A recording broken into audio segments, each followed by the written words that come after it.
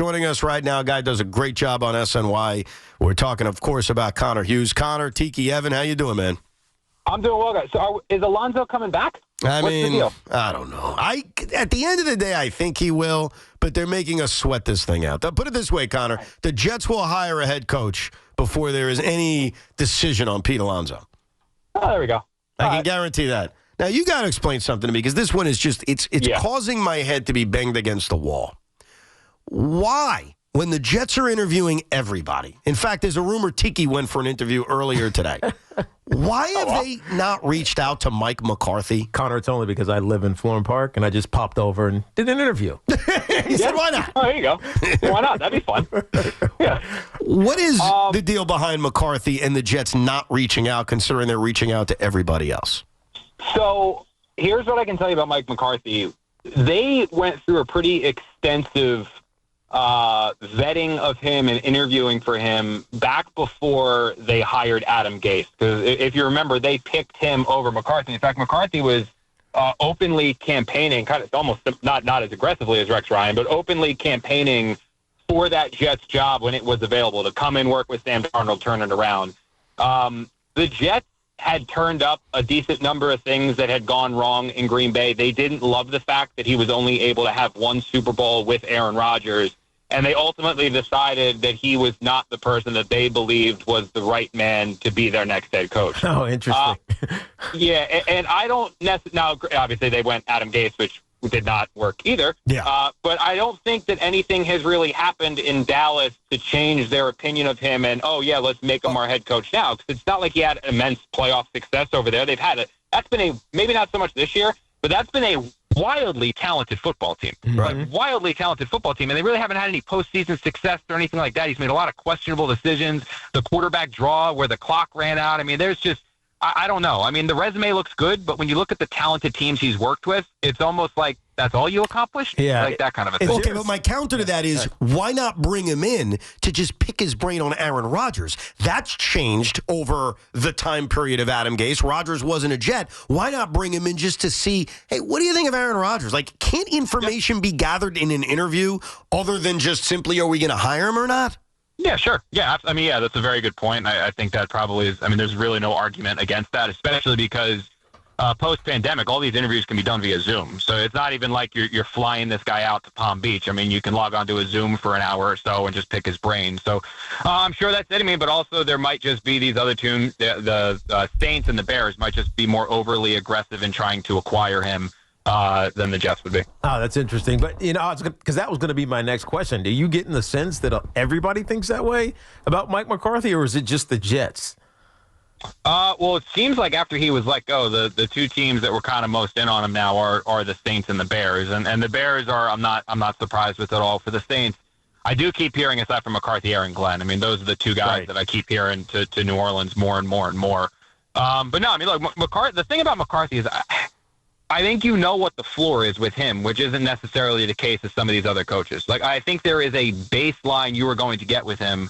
The question mark with McCarthy is he the coach that's going to break through that ceiling and get you to another Super Bowl, that's going to bring another Lombardi championship? At the end, I mean, he's an NFL head coach. He is, and he's going to go out there and win you guys 8 to 9 to 10, maybe 11 games, and if you're really successful, maybe a little bit more than that. It's just, it seems like in really big spots with him, there's always a bugaboo where it's almost like the outsmarting of himself. Right. Yeah, and he makes some decisions where you're like, why did you do that? Right. Like, what are we doing here? Like, that kind of seems to be his biggest No, that's issue. definitely fair, because it's plagued him ever since post-Super Bowl in Green Bay. But with that being said, why do you think the Jets are interviewing so many candidates for this? Specifically with the head coach spot, like I was just saying, it's easy. Like, it's a Zoom interview, so why not just bring him in and talk to him? I mean, this isn't like pre-pandemic where every interview is in person and you're scheduling out time. I mean, it really is just about the main people that they have in on these interviews, which is Tannenbaum, Spielman, Christopher sometimes, Woody, and Jaime. It's just about all those guys logging on in front of their computer, and then the guys I think that they're uber serious about are the ones that get, like Vrabel, the trip to Florham Park, the other guys that are being flown out to Palm Beach where Woody is, like that kind of a thing. So we should only take serious the guys who have gotten in-person meetings. So do we know who those are going to ultimately be? Because some of them are still, obviously coaching. Yeah, I wouldn't say only take those two. I think those are just the guys that maybe had the little asterisk next to them, like, the really, really, really want to talk to. But the two guys, honestly, that I keep hearing most associated with this Jets opening, and give the Jets credit. I mean, Aaron Rodgers has screamed this every single time he stands in front of a microphone, that they have a leak problem, they have a leak problem, they have a leak problem. This is a very small circle conducting these interviews, and the men that are in the interviews are not speaking. So when I say this, like, I'm talking to league sources around the Jets, like other NFL teams, other coaches who are available that are looking for jobs, that are hearing all the rumors and gossip that are coming through the grapevine of who's going where, and where all the dominoes are going to fall. This isn't from the Jets building, because they have this on super, super lockdown. Right. But the two guys most associated with that building right now, it's Brian Flores and it's Aaron Glenn. And I think Aaron Glenn is number one for them, but if Glenn ends up going to New Orleans, I think Flores is their fallback. We're talking to Connor Hughes. Now, one of the interviews that they did was a big surprise, because I think most people were like, I don't know who that guy is. And that was the Maryland head coach, Mike Locksley. Yeah. What is the appeal? Because, I admit, I'm not sitting there watching Maryland football, but I know his win-loss record, and it's not good. Yeah. So what is the appeal to a college coach like Mike Locksley that even got him this interview? Yeah, that one was a little bit surprising to me. I think from talking to people over in the Jets building when this thing began, they said you're going to see some names that are going to surprise you. You're going to see some names that are not going to be on your radar or anybody else's radar. But they have stressed over and over and over again, they are going to leave no stone unturned. And that is a guy that has relationships in the NFL, guys who have clearly gotten the ear of people over at the Jets. And again, this is one of those things where why not talk to him? I don't think that if you've got a couple hours free, why not go ahead, give him a Zoom interview and see maybe if something doesn't surprise you. I mean, you go back to when Mike Tomlin got the Steelers job. He was not somebody that they were thinking about hiring, and then you got him in the room, and they're like, holy cow, this guy needs to be our next head coach. I mean, sometimes things like that happen. So if this was somebody that Tannenbaum knew or Spielman knew or even just somebody else that the Jets is speaking to, like, hey, maybe just give this guy a shot, talk to him. It could either be for the head coach position or on somebody's staff. Okay, so that's cool. Like, I love the Big Ten. But that leads me to a few names. And I'm not saying I would hire these guys, but just names like, why wouldn't you interview them? One name is Pete Carroll. Why not interview that's him? Surprising to me. Another name is John Gruden. Now, maybe it's the baggage that's associated with him. Totally fine. I don't even like John Gruden, but I'm just simply saying, like, those are two names that, like, why not? If we're interviewing the head coach of Maryland, why wouldn't you interview two guys who happen to coach teams that won a Super Bowl? So Pete Carroll was the one that I actually thought made a ton of sense because he fit and checked so many of the boxes that the Jets want. They prefer somebody who's done it before. They prefer somebody who is a culture guy. They prefer someone who has an understanding of what the New York media is, because while Robert Saleh was a culture guy, he didn't really understand how to handle this New York market. And with Gase, he kind of did understand it, but then there were all these other, it's just a bunch of different things that have gone wrong. They prefer somebody who's done it before and all that stuff. And Carroll is. He's the very definition of a culture guy, understands New York because he did coach here and he wants to get back in it. I got the sense and the vibe that Pete just didn't want the Jets gig. That this is a place that he didn't necessarily want to come back to and involve himself in. So I think that was very similar to Ben Johnson. I think it was just one of those things where there wasn't so much interest the other way, and it just wasn't going to happen. Then the answer that, so you're telling me with Ben Johnson, because I brought him up too, like, hey, why would you not request an interview? You're telling me Ben basically let it be known, don't waste your time. Is that fair to say? Very early on. So I can tell you that 100%. That's from a couple different sources that Ben Johnson let the Jets know, whether it was through back channel or just straight up, Ben Johnson was not interested in the Jets whatsoever. So this was not, and I think from the Jets, now the Jets have their own questions about him. Like I know Ben's done an incredible job with Detroit. The offense is unbelievable. I think there is a lot of questions around him of what are you going to do when you don't have the best offensive line in the NFL and all of these playmakers everywhere. Ben is also incredibly close with Adam Gase. So I'm sure if there were letters of recommendation that were sent out, I don't think Adam was sending one to Ben regarding the Jets. And the Jets also, they had a couple concerns with how Ben Johnson was going to handle the New York market, just because of how his personality is, the way that he's kind of wired. I don't think that New York was going to be a great fit for him. Yeah. He was not interested at all. That keeps coming up, Connor. I mean, how big of a deal is that? And who, if you haven't been in this market, can handle it? It takes some time to understand how the media is going to be, how the fan base is going to be in this market. I mean, it almost feels disqualifying for most. It does. And that's why I think Glenn works a lot. I think that's why Vrabel would have worked a lot. That's why I think Flores, I don't know, I think Flores, it's almost like a poor man's Vrabel in terms of like he's bringing the culture, he's bringing the discipline, which this Jets team could use quite a bit of. The no nonsense, no BS, like he's going to kick some players where they don't really feel like being kicked and make guys uncomfortable. I think that's what the Jets need, and I don't think that Flores in any way, shape, or form is going to be intimidated by the media. Yeah, he doesn't care. Which could be what the Jets. Yeah, but Ben Johnson was one where, like, I've heard some things, even just how he's personally viewed with way that, you know, kind of just the way that he acts and things like that. That I don't think it would work here, and the Jets certainly shared that opinion. And I think their stance was like, look, we're not gonna. We know you're not interested in us. Why are we going to file a request just for you to turn us down when we already have our own concerns about how you're going to handle the market? So it was like, we're not interested in you. You're not interested in us. Let's move on. Makes sense. Now, tell us your thoughts, or at least what you're hearing, relative to the general manager and the timing of before, after. Like, what's the deal with the GM? Yeah, Brian Costello actually put this out there, and I've heard kind of something similar. So the Jets have had a very open mind in terms of what comes first, GM or head coach or GM, and this wasn't one of those things where one needed to come before the other.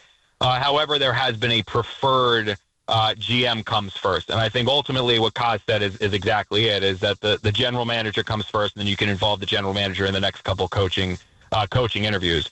The one situation where that would have changed dramatically is if the Jets were able to get Mike Vrabel, and they did. I mean, they went full court press and did everything they could to try to get him.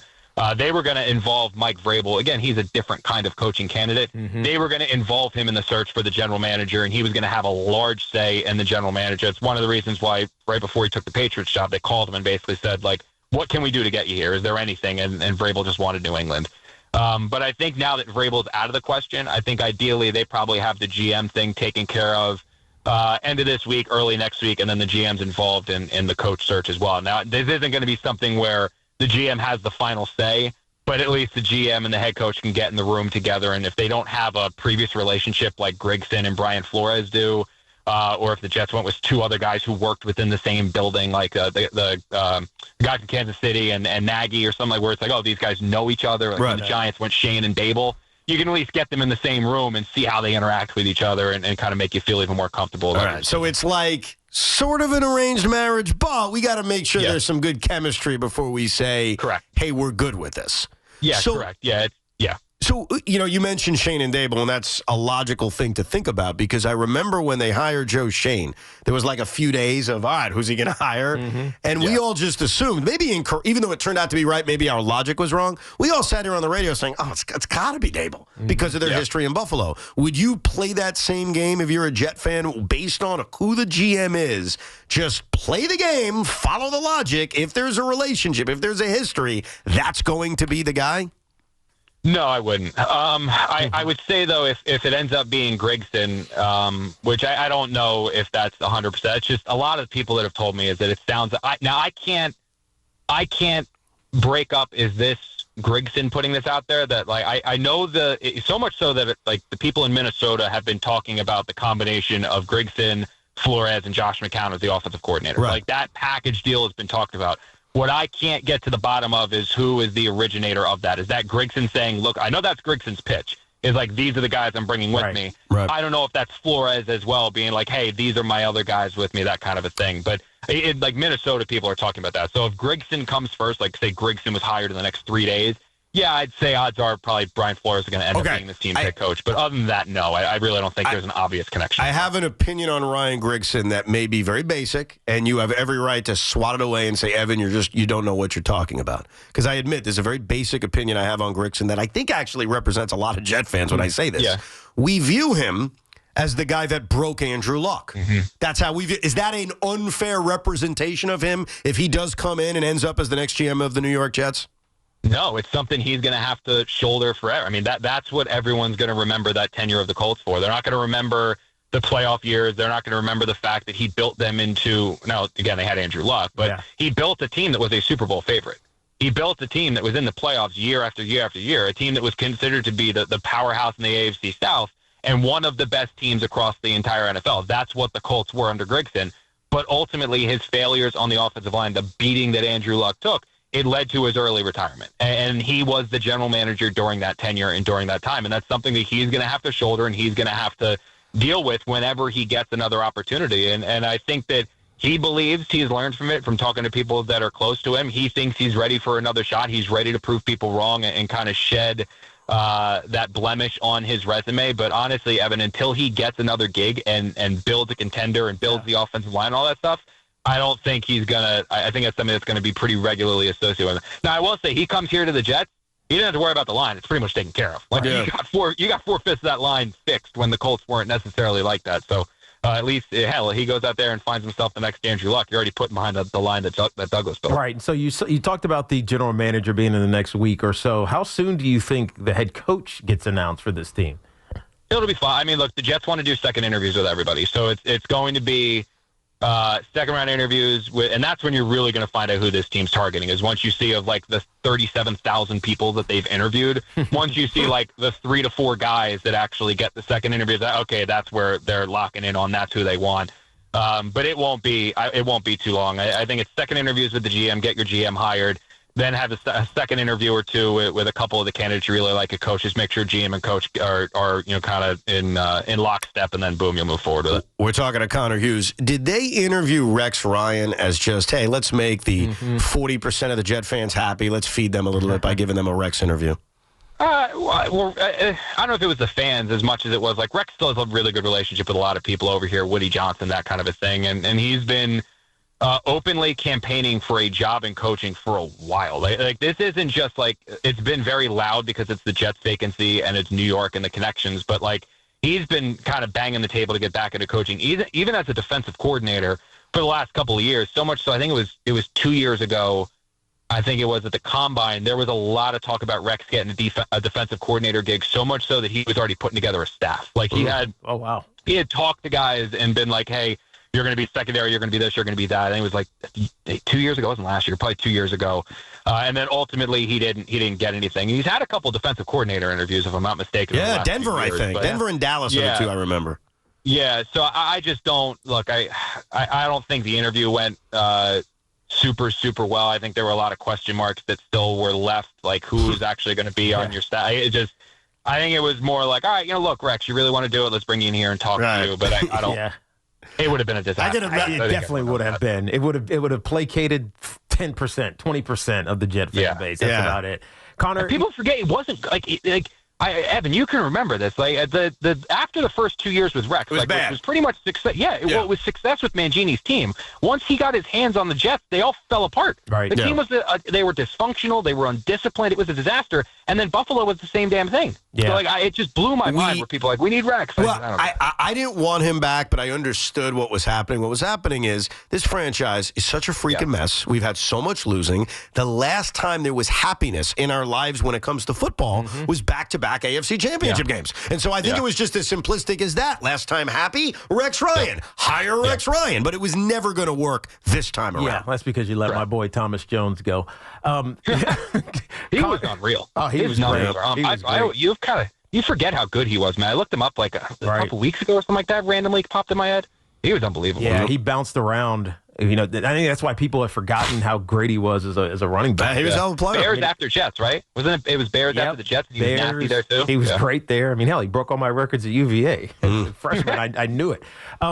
You mentioned some defensive names for the head coach. Are there any of these offensive guys that are interesting or favored more than anyone else?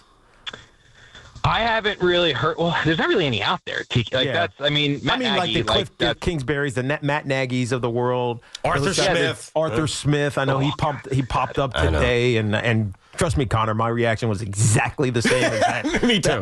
Under the breath guttural reaction you just had. Yeah. So, are there any offensive names? Not that I've heard. Arthur Smith is one that popped up. I think early on. I forget who. Somebody threw his name out there as like, hey, keep an eye on this one. So I wouldn't completely and totally rule it out. Right. But I think that's probably more if Flores goes into this interview with the Jets and just completely bombs it. Like if Flores bombs it, Glenn already interviewed. So say Glenn goes to New Orleans, Flores bombs this interview, and then it's like, all right, what do we do? Okay, let's talk to Arthur Smith. But no, I think I will say what you just hit though is I think if the Jets are trying to figure out who deserves the edge, Glenn Flores, I think it's whoever can come forward with them with the best planet offensive coordinator. And Interesting. Now I'm with you. Like I kind of what you had said. Like my if I was in the perfect world of building a team and hiring a coach, I would always hedge towards the offensive coach so the system doesn't change, and especially an offensive coach that calls plays, because I feel like it's so much harder to find a good offensive coordinator as opposed to a good defensive coordinator. Agreed. But that's also such that's such like a rich person problem right now for the Jets. Like they're like, we would love somebody to try to hire our offensive coordinator to be a head coach. Like, let's build an offense like that. Let's do that. So I think it's just a problem that they're like, if we actually have to face that, we've done something right, and we'll deal with that then. So Brian Flores, Aaron Glenn, two guys I'd be happy with as a Jet fan. I'd be happy with either guy. I put Flores ahead of Glenn, but I'd be happy with either. Of those two candidates, this is my loaded question of the day.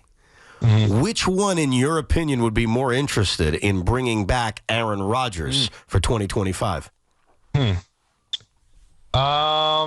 I think that there would be, this isn't a dance around. Like, I genuinely believe this. I think both of those guys would have equal interest in bringing him back. I don't think that either of those guys is kicking in the door and saying we need to get rid of Aaron Rodgers. I also think that everybody kind of has the understanding of, if not Rodgers, then who? Right. You know what I mean? Like, it's not like the Jets are picking two where it's like, well, we're going to let go of Aaron and we're just going to draft Shador or Cam. It's not like there is an obvious option in free agency that's going to be better than Aaron. I mean, I think anyone would tell you, from a pure football X's and O's perspective, Aaron Rodgers is the best option for the Jets in 2025. It's just, do you want to deal with the butts that come with Aaron Rodgers, the weekly McAfee appearances, the question, he's going to make his opinion felt, as he should. I mean, he's a four-time MVP, on the offense, what the offense should do, the players they should have. When things aren't going right, he's going to talk about them not going right. Like, there's a lot of butts that come with Aaron as your quarterback that I think it's beyond coach and it's beyond GM. It's, does ownership want to deal with it? So again? it's a Woody decision, ultimately? I think so. Wow. I think ultimately, yeah. It's just, does ownership want to deal with like that? that. Do we have any idea, Connor, about what Aaron wants to do? Because I know he's flirting with maybe retiring, but I doubt it. So where are we with Aaron? He did not sound like a guy that wanted to stop playing when we talked to him the last couple weeks of the season. And I do not believe that he wants to go out like these last 2 years with the Jets, where it was people basically saying, can he play anymore? He wants to go out where it's on his terms. And I think if he goes out now, it's going to be viewed as not on his terms, that like it was the thumb injury in Green Bay, the Achilles injury, and then the Jets were a disaster last year. Oh, he's retiring. I think there's also going to be teams, especially if McCarthy goes to New Orleans, say, and Glenn goes to the Jets, like, that's a place where Aaron Rodgers could end up. The Steelers, absolutely a place that Aaron Rodgers could end up, where he's going to have options to keep playing. But it's just, look, I don't think his relationship with Woody's not great right now. I mean, that's pretty obvious. I mean, he was taking shots at Woody pretty much any time he spoke, whether it was to us in the locker room or on the McAfee show. So, like, it's subliminal or sometimes just straight up he was saying it. So I know that didn't sit overly well with ownership, and it's just a matter of, do they want to sign up for this all over again? Look, I want the coach and the GM to make the decision, but I guess I'll appeal to Woody in this regard. I watch their commercials that they run. They run season ticket commercials. Aaron Rodgers is all over those commercials. They are, yeah. If they did that tweet thing on him, too. Yeah, they did the tweet thing with the picture of him in 4K. Like, if Woody's thinking about selling tickets, and it doesn't work on me, I'm buying tickets either way because I'm a schmuck, isn't that a huge factor in bringing Aaron Rodgers back? You're not going to sell tickets. Like you even said, who's the quarterback if it's not Aaron Rodgers? Yeah. Yeah, I do. Again, that's where it's such a tricky, weird situation. Like, honestly, I don't think there's that huge of a drop-off from a football perspective. There is a drop-off, but I don't think it's like, oh, my God, if it's Tyrod and Justin Fields next year. Like, I don't think it's that insane. But Tyrod and Justin Fields aren't selling tickets. Like, people aren't going to be like, let me renew, or let the X percent of people that canceled when the prices went up, they're not going to be like, oh, I'm coming back for Tyrod. Like, it's not one of those things. So it almost feels like the Jets are kind of entering into one of those years. Remember, Evan, when they went in with it was McCown, Petty, and Hackenberg? Yes. Where it was like kind of like kicking the can down the road a little bit. Yeah. It almost feels like that could be what this season's going to be at quarterback. Oh, God. That's brutal. That was brutal. I can't wait till August. Yeah, that sounds like a lot of fun. So the Giants are keeping Shane Bowen? Is that the thing here? Even though their defense was abysmal and they haven't made any changes to the GM or the head coach, they're going to run it back with the same DC, Connor? Yeah, that's what it sounds like. I mean, unless now I know there was some talk from Vrabel about like he wants to bring Bowen with him, but the Giants have to let him go. Like the Giants have to let him out of his contract. Right. And as the Giants showed last year with Mike Kafka, there's a good chance they say, nope, sorry, not doing that. Like, I mean, last year's wild. Like, they literally stripped Mike Kafka of game planning responsibilities, play calling, basically shoved him in a closet. And then when he had an opportunity to go be the Seahawks offensive coordinator and actually call plays and run his offense, they were like, yeah, no, you're not allowed to go do that. So it would not surprise me to be like, yeah, I know you want to go with Vrabel, but no, we're not doing that. We're keeping you one more year until everyone's fired, and then you can go join him. So I wouldn't put it past. Are they going to let him hire a staff? We saw the Jerome Henderson and then the safety coach as well were both like, oh, is that a chance for him to bring in some of his people? Yes. Yeah, right. I think so. Yeah, he'll have his chance to do that. That's good. The only thing I'm very annoyed about, I'm sorry, this was like 2 minutes ago, but it's in my brain, it's pissing me off, is Woody deciding on Rodgers and not whoever the head coach is and not whoever the GM is. Like, that to me would drive me nuts. If I'm hiring a general manager and there's salary cap implications, which I totally understand, there's who's the quarterback, if it's not him, I totally get that. I want them making the decision, not Woody, because he's pissed off. Aaron took fair shots at him. Yeah. Unfortunately, I got nothing for that one. But I'm venting. I apologize, Connor. I'm pissed about it. I think it's also some of that guaranteed money sitting in escrow. Whatever. I guess you're right. Connor, we appreciate it, man. No problem, guys. I appreciate it. Thank you so much for having me on. There he is, the great Connor Hughes.